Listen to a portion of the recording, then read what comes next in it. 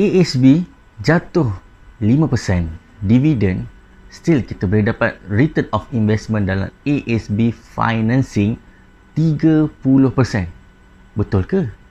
Okey, Assalamualaikum.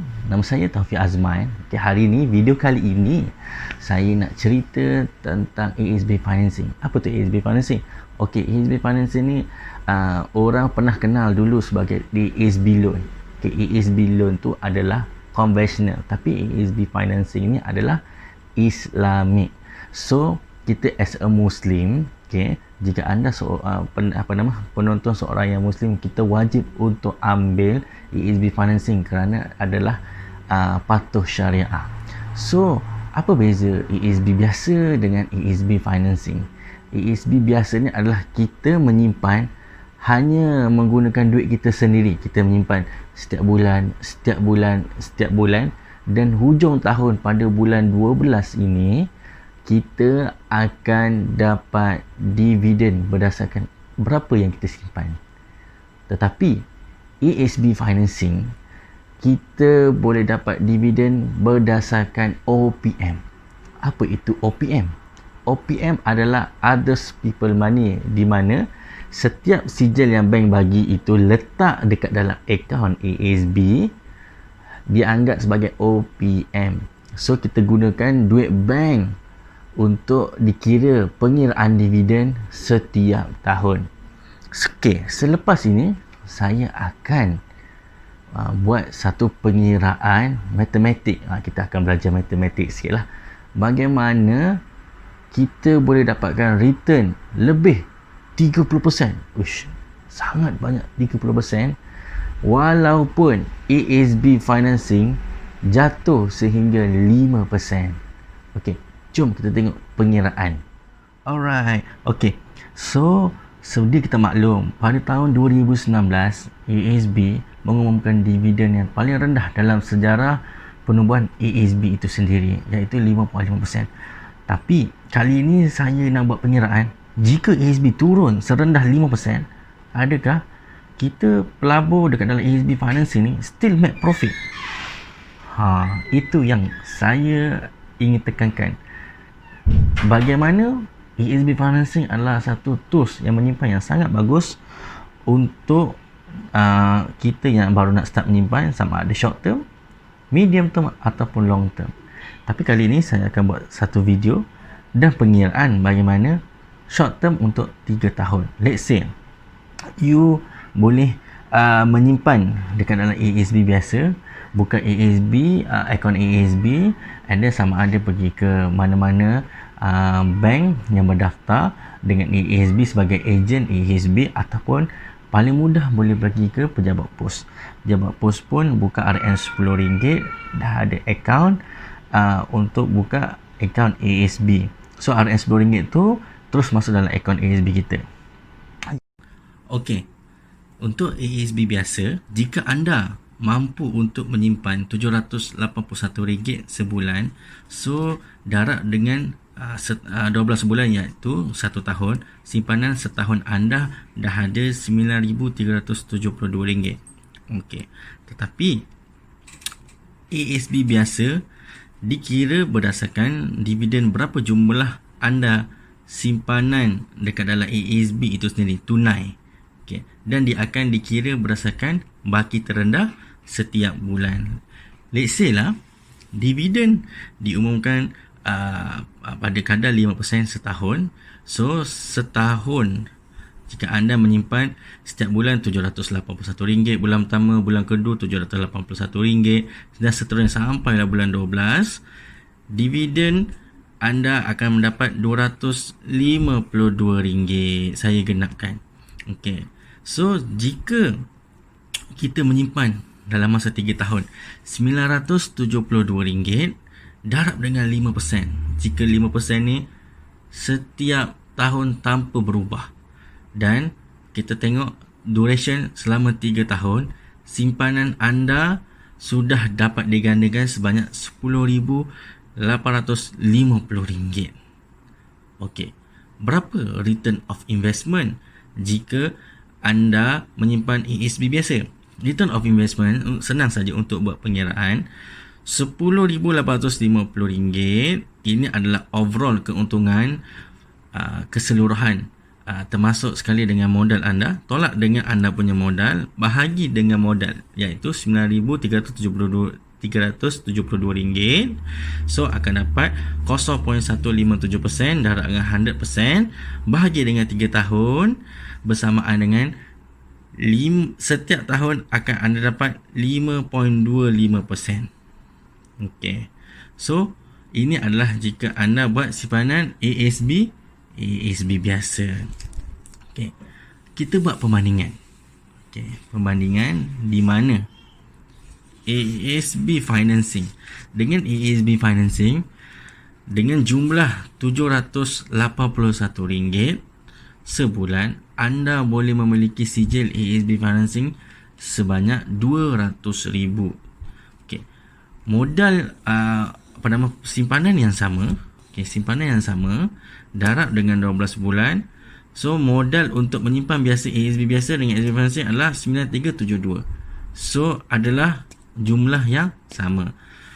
So dekat sini, beza kat sini ASB biasa ini adalah tunai anda RM9,372. Tapi dengan ASB financing di RM781 ni, anda dah ada sijil RM200,000. Setiap tahun dividen akan dikira berdasarkan RM200,000, bukannya RM9,300 yang anda simpan tu.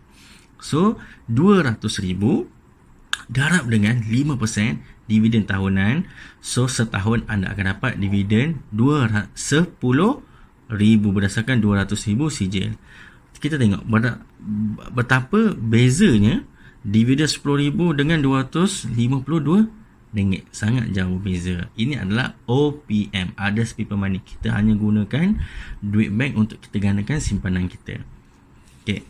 Pada tahun kedua, yang bestnya, kita boleh buat teknik rolling dividend, di mana tahun kedua dividen yang anda dapat RM10,000 ni boleh bayar untuk installment tahun kedua, dah settle up dan ada baki lagi RM628.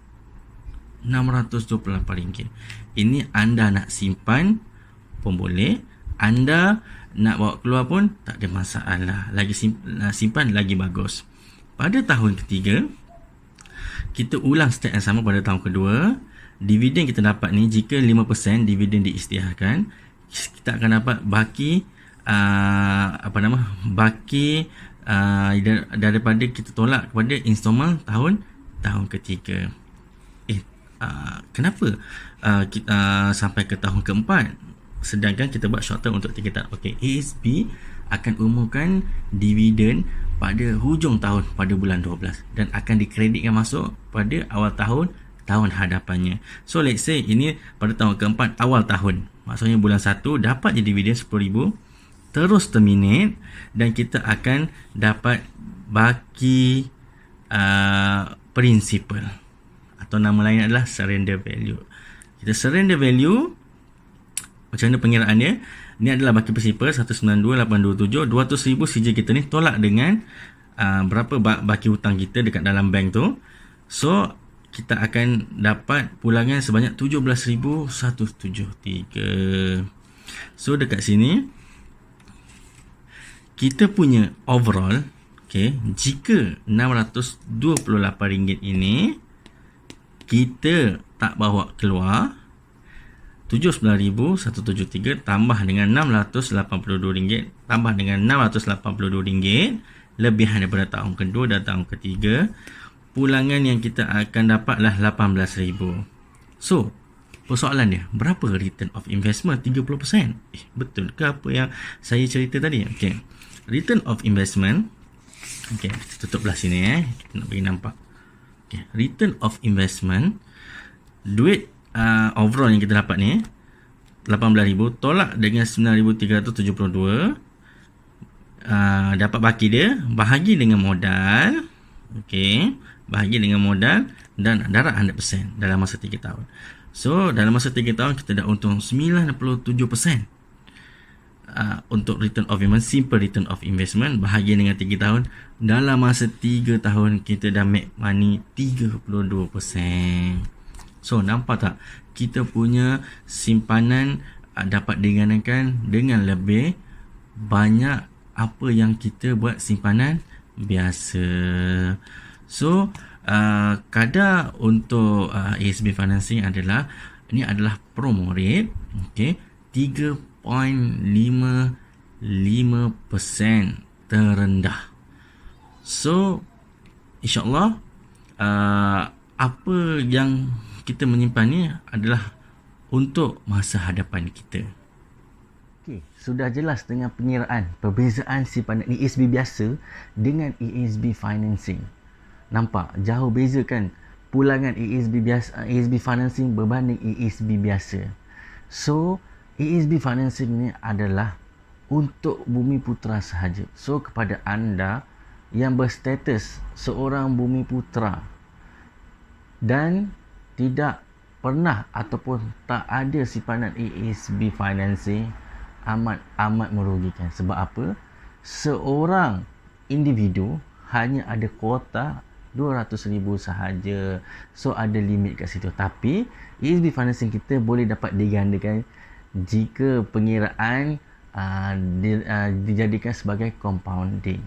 So, kepada anda yang berminat untuk tahu lebih lanjut tentang ASB financing, bolehlah kontak saya di skrin tertera, ada nombor telefon saya. So, saya buka kepada 20 orang terawal untuk saya buat game plan yang sesuai. Kadang-kadang kita tak boleh nak menyimpan RM700 sebulan. Maybe kita boleh start dengan separuh ataupun RM300 sebulan ataupun RM200 sebulan, ikut pada kesesuaian kemampuan kewangan anda. At least kita start menyimpan lebih awal, kerana jika kita menyimpan dengan lebih awal, kita boleh dapat kumpul wang simpanan dengan lebih banyak ketika usia kita muda. Okay, so insyaAllah video kali ini kita akan jumpa pada next video. Assalamualaikum warahmatullahi taala wabarakatuh.